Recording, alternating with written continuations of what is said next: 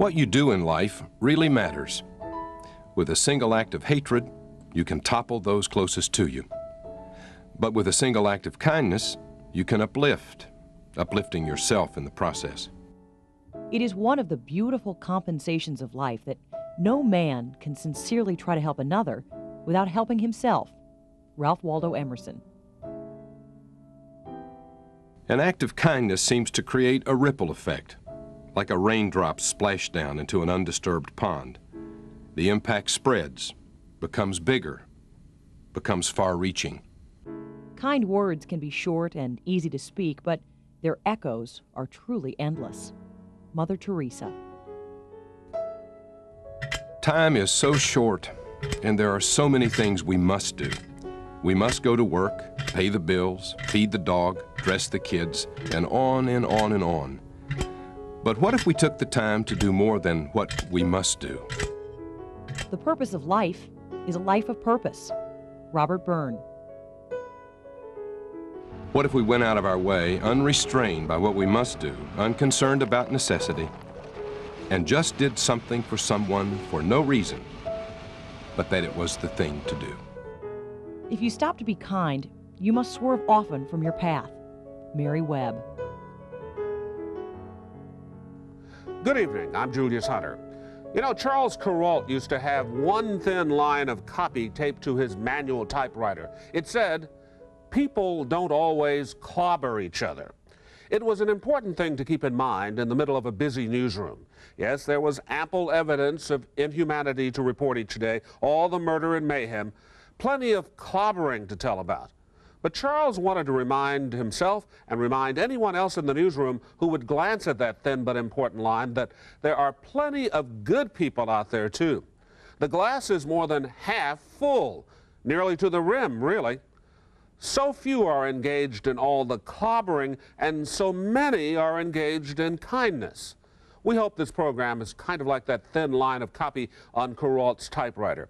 We hope it's a reminder that there is life and laughter and hope even in a sometimes rotten world. People don't always clobber each other. Sometimes they're downright nice. Tonight you'll meet a few of the many St. Louisans who are guilty of goodness.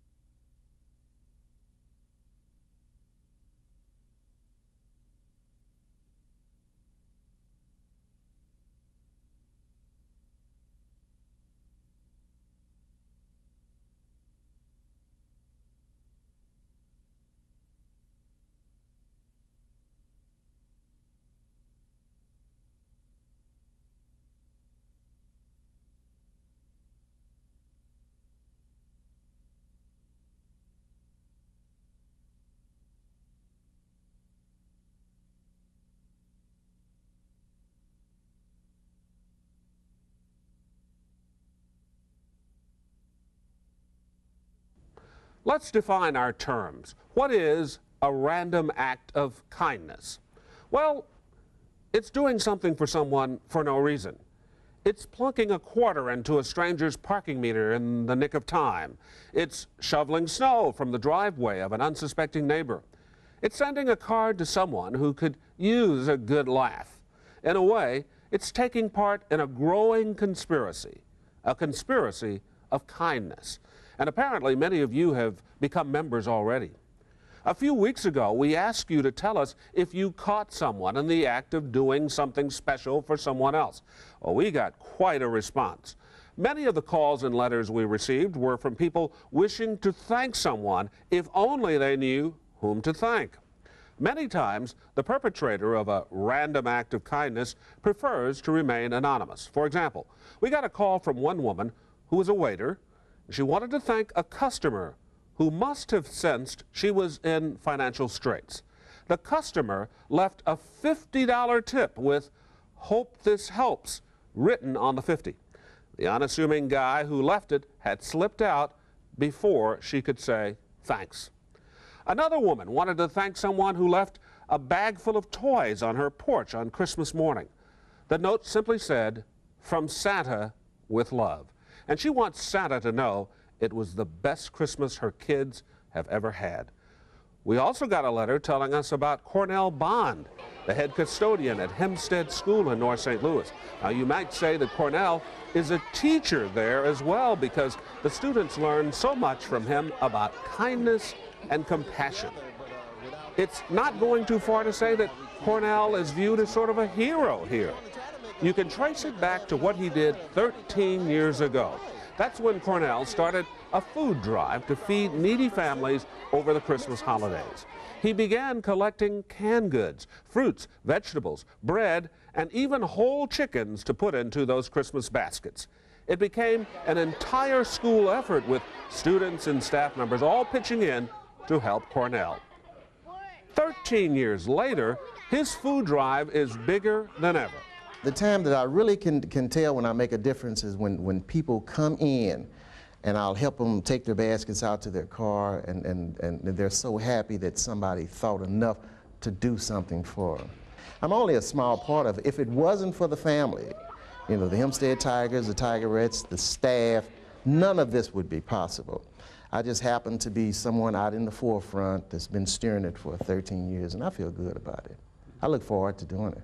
Thanks to Cornell and everyone at Hempstead School, many families have a nicer Christmas season each year. We just want to know if we could help you with your groceries to your car.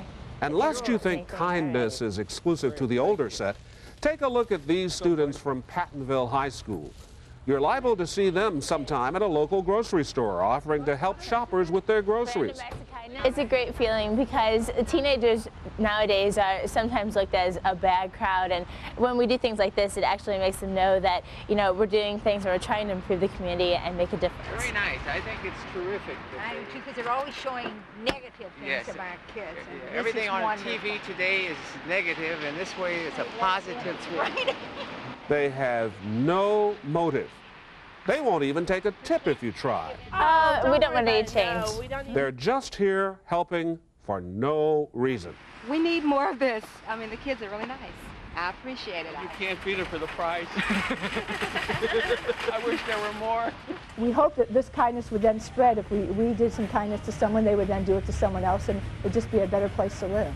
Elementary students are also getting into the act, like these students at Labadie Elementary School. We'd like to thank you on behalf of people with disabilities in Franklin County for the act that you showed to Tammy. Tammy Shapirez is a gunshot victim who is paralyzed from the neck down.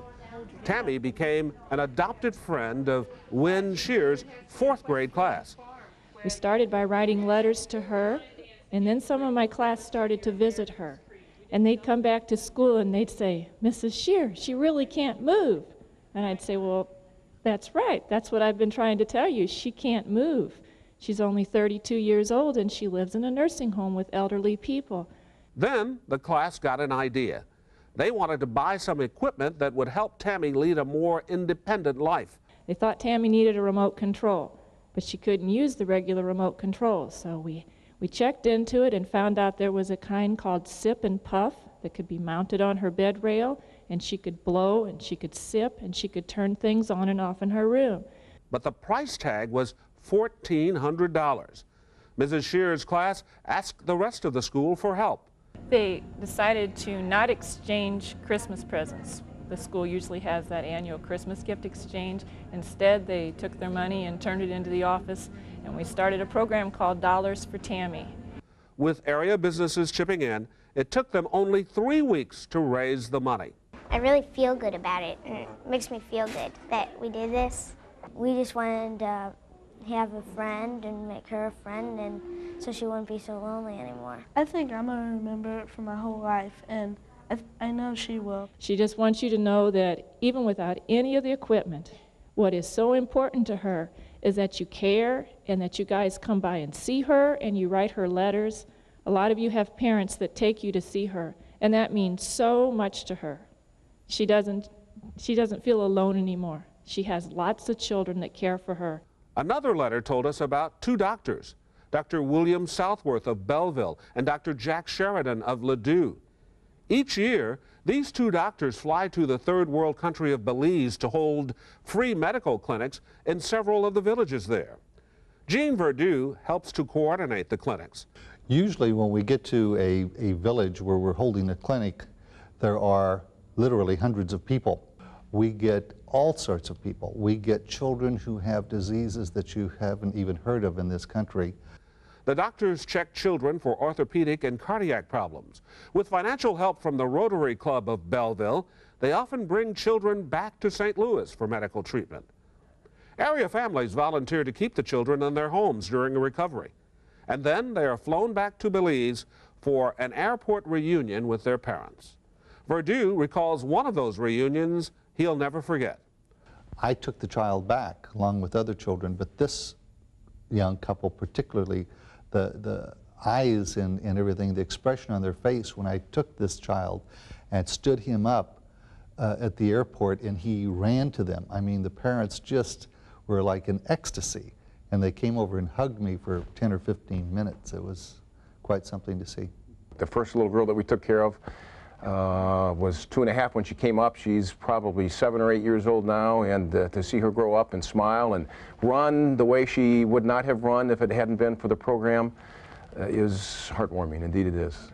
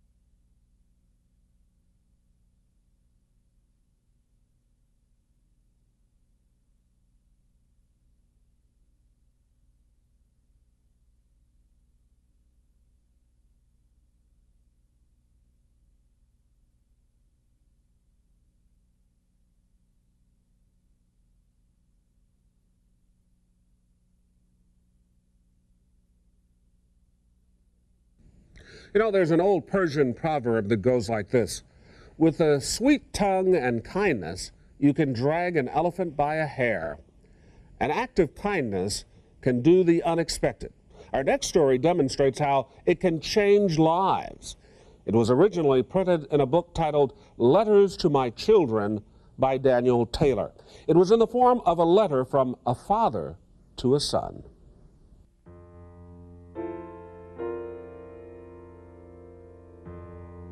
Dear Matthew, the other day you asked me a really tough question. You said, Dad, this nerd wants to sit next to me at school. Well, nobody likes this guy, neither do I. So what do you do when someone who's out of it wants to be your friend? Well, Matthew, there are a lot of ways to be a friend to someone without being a bosom buddy.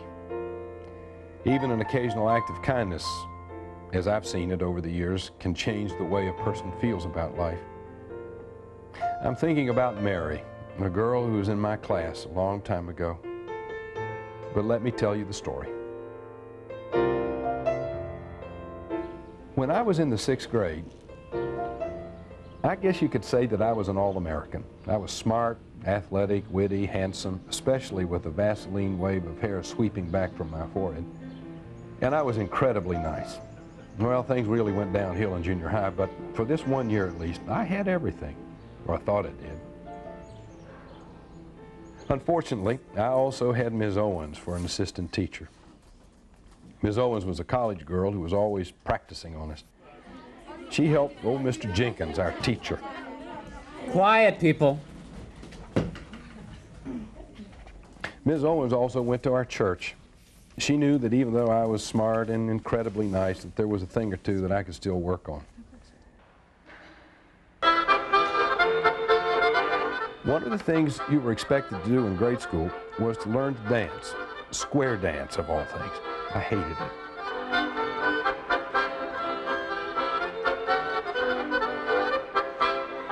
But every time we went to work on our square dancing, we did this really terrible thing. I mean it when I say it was terrible. And I hope this kind of thing isn't done anymore. Okay, boys, line up. The boys would all line up at the door of our classroom, and then one at a time, each boy would pick a girl to be his partner. I picked Megan. The girls all sat in their desks. And as they were chosen, they'd get up and join the snot-nosed kid who'd honored them with his favor. I picked Adrian. Believe me, the boys didn't like it, and I didn't either, but think about wanting to be picked. Think about seeing who was going to get picked before you. Or think about worrying that you'd get picked by someone you couldn't stand. Tracy. Think about worrying whether you were going to get picked at all. Think if you were Mary. She was a girl who sat up at the front near the right-hand side. She wasn't pretty. She wasn't very smart. She wasn't witty, but she was nice. But that wasn't enough in those days.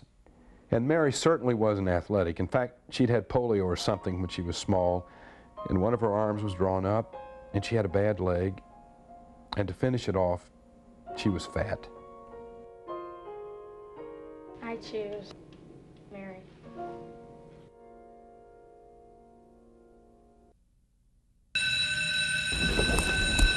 Bye. Bye. This is where Ms. Owens comes in. Dan, can I talk to Ms. Owens took me aside one day and said, Dan, next time we have square dancing, I want you to choose Mary. Or for you to pick Mary? Well, she may well have told me to fly to Mars. It was an idea that was so inconceivable that I could barely hold it in my head. You mean pick someone other than the best, the prettiest, most popular when my turn came? That seemed like breaking a law of nature or something. It was like purposely trading a Mickey Mantle card for an Andy Pafko. I mean, who wants Pafko when you can have Mantle? And who would pick Mary when there was Linda or Shelley or even Doreen? I want you to pick Mary. And then Ms. Owens did a really rotten thing. She told me that it was the Christian thing to do. Well, I knew immediately that I was doomed. I think it'd make her feel a lot I was doomed because I knew that she was right. It was exactly the kind of thing that Jesus would have done. And I was surprised, in fact, that I hadn't seen it on a Sunday school flannel board somewhere. Jesus choosing the lame girl for the yeshiva dance. But it was bound to be in the Bible somewhere. And so I agonized about it. Choosing Mary would go against all the coolness that I'd accumulated. It wasn't smart. It wasn't witty. Maybe it was nice, but even I didn't want to be that nice. So the day came when we were supposed to square dance again. And Mr. Jenkins told Ms. Owens to go up to the cafeteria and set up, and then he lined us boys up by the door. Now, it was worse than you'd think. If God really loved me, I thought, He'll make me last. Oh, God, how I wanted to be last. Then picking Mary won't cause any stir. I've done the right thing, and it won't have cost me anything at all. Well, you can guess where I was instead. For whatever reason, Mr. Jenkins made me first in line. I wondered if Ms. Owens had been talking to him. But there I was, at the front, my heart pounding, and now I knew how some of the girls must have felt. Their faces were all turned toward me. Some were smiling.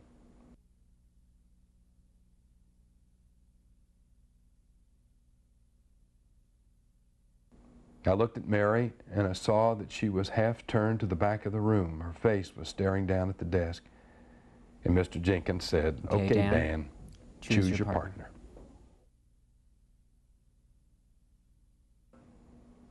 I remember feeling very, very far away, and I heard my voice say, I choose Mary. Mary.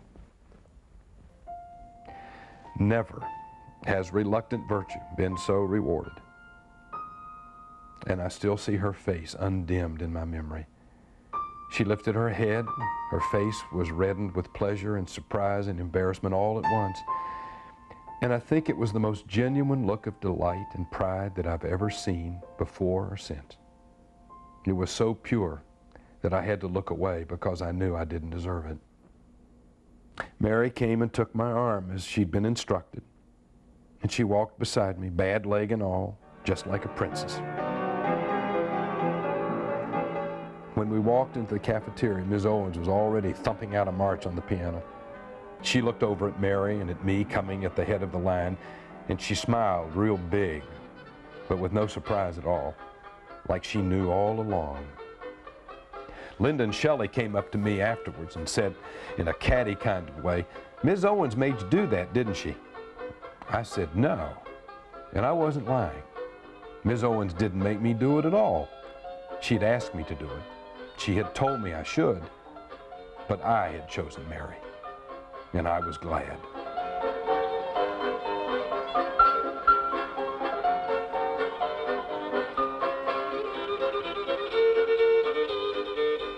Mary is my age now. I never saw her after that year. I don't know what her life's been like or what she's been doing, but I'd like to think that she has a fond memory of at least one day in 6th grade long ago. Matthew, I'll tell you something. I know that I still remember that day, and I always will.